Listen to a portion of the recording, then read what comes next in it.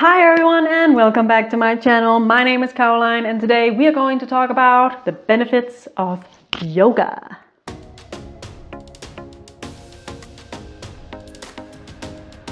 Let me just start by saying that I'm not claiming that yoga is some kind of a miracle cure to anything, and I'm very much aware that some of you out there might have illnesses or disabilities that makes it basically impossible for you to do yoga or any type of exercise for that matter. And so this video is not really about saying that do yoga and all your problems will be solved, because that's not how the world works. But it is a video about the scientific proven benefits of yoga, and also using yoga as a tool to cope with chronic illness. And maybe it's for you, maybe not. It's up to you, but I thought I would share why I do yoga and the benefits that scientifically are there and also that I feel on my body. So let's get started.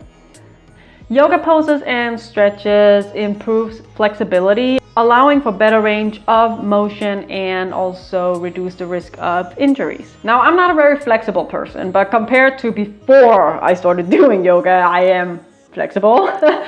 And I would also say that doing yoga poses and stretches really does help me not become even more stiff than I already am. I think it's a common thing with people with chronic illness. We tend to be a little bit stiff, especially if you have pain or something, we tend to tighten up.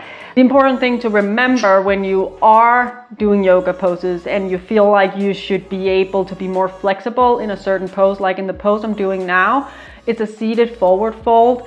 And normally we see yogis and they have their legs straightened and they can reach their toes and it's very flexible. And as you can see in the video, that's not me, not even close. I can't reach my toes and my knees are slightly bent.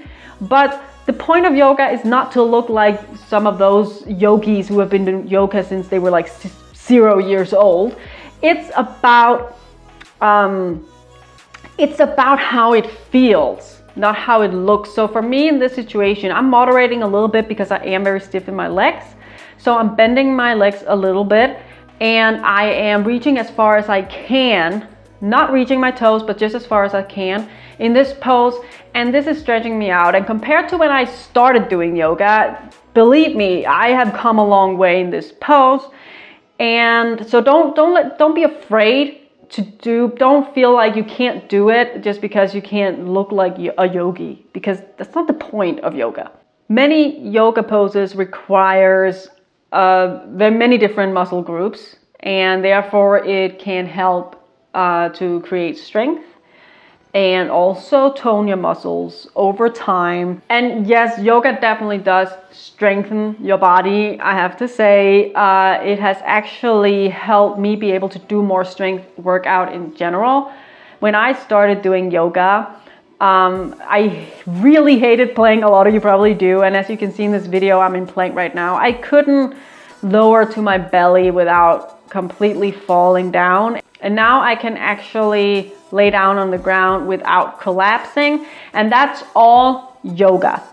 So it does strengthen your muscles. Plank obviously cultivates a lot of strength. Another reason yoga really strengthens the body is because you do a lot of balancing poses.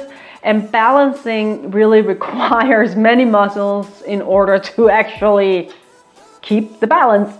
So as an example, the Warrior 3 I'm doing right now requires so many muscles. It also requires mental strength, that you can focus and that you can, even though you might be a little out of balance, you can take a deep breath and be in that situation and handle it. It actually creates a lot of mental strength as well.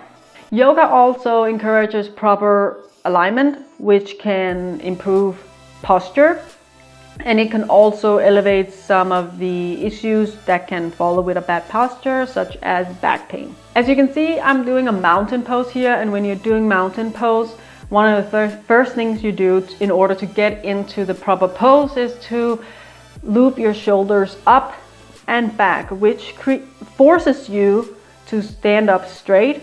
And eventually this will help a lot with your posture. And I don't know about you, but as chronically ill, I have to say I'm lying down a lot, spending a lot of time in bed and on the couch because I am sick. This really helps me to have a proper posture, even if I'm having a lot of days on the couch and in bed. Yoga also reduces stress, and this is the combination of mindfulness and mindful movement and the breathing and meditation you often do when you're doing yoga.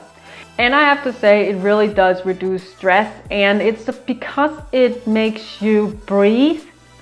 And the slow movements, there is something calming about it. It takes practice, because I will say in the beginning you can be a little bit stressed because we're just so used to everything having to be fast and hard. But when you do slow movements and you align them with your breath, it does something. It really relaxes you. It's amazing. Yoga also includes conscious breathing techniques, and this can actually help enhance lung capacity and create a better breathing pattern, and also increase the intake of oxygen. And all this is really, really great since our body is running on oxygen. And there is something incredibly calming about breathing and learning how to breathe, especially if you have something like anxiety.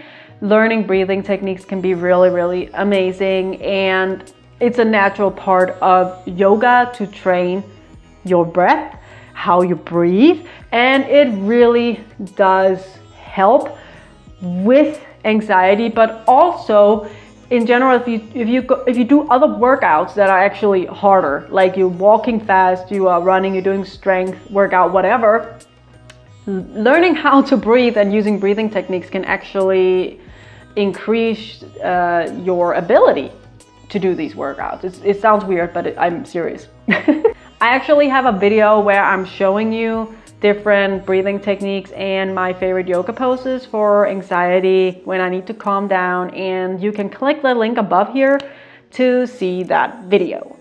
Because yoga includes meditation and mindfulness in general, it's actually something that can really help with your concentration and also help with your overall focus. And I have to say, someone with ADD, this is really, really effective, because when you have ADD, if you sit down to meditate, for example, it's really, really hard because your brain is just always thinking. Even when you are on medicines, your brain is still like, boo! And so just sitting in complete silence and not doing anything is really, really difficult.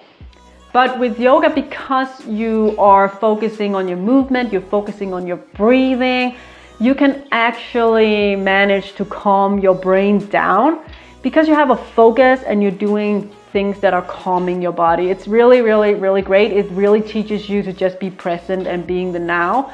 And so if you have ADD or ADHD, I can really recommend it. One of the absolute biggest benefits that I have experienced with yoga is that it reconnects your mind and body. As chronically ill, we tend to disconnect from our bodies, and this is completely normal because it's like our bodies can be really uncomfortable to be in all the time. So distancing ourselves from our bodies can be a coping mechanism that we don't really necessarily do on purpose, but it's not good to be disconnected with your body. It is way better to be connected with it so you can listen to it and understand its signals, so you can act on the signals when you are, well, in general, but especially when you're sick, so you can act if you need to call the doctor maybe or something like that, and you can feel, when do I need to rest, when do I not need to rest, when is my body saying no to me right now, what do I need to do. It's just really, really good to be connected.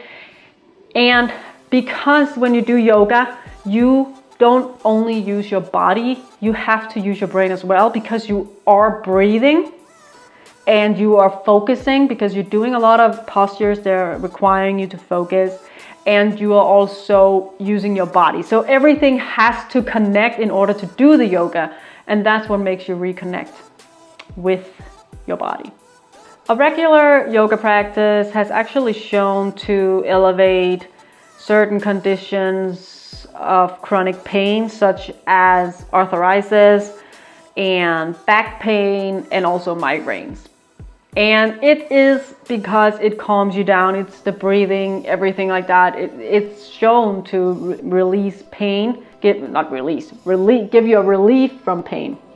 Last but not least, yoga can actually improve sleep. This is because of the mindfulness that there is in yoga that calms you down. It calms your mind, it calms your body.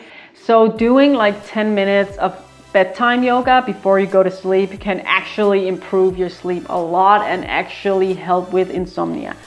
When I say bedtime yoga, it's of course not tough yoga. It's more something very, very simple where you're focusing on your breathing like I do in this pose.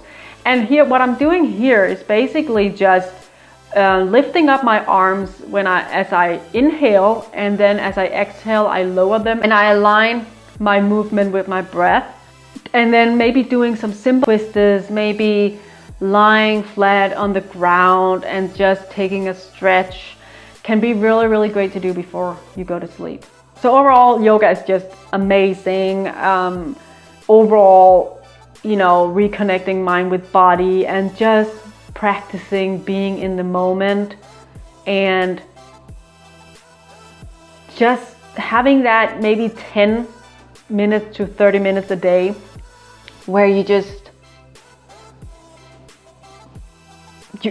there. It's really, really amazing. I can really recommend. I also have Crohn's disease, and we all know that movement in general is actually really, really good for the digestive system.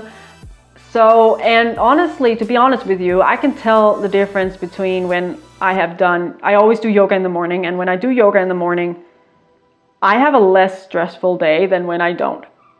Because sometimes I'm too tired, I have to sleep a little bit longer, I had diarrhea or something, so I had to relax after that before I'm going to work, whatever reason there is for me not doing yoga in the morning.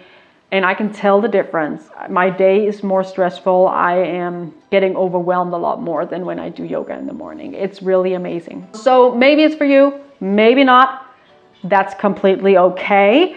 So, but I hope you enjoyed this video. And don't forget to subscribe, turn on notifications, like this video, share the video, you know, do everything you can. And I will just see you next time right here on my channel.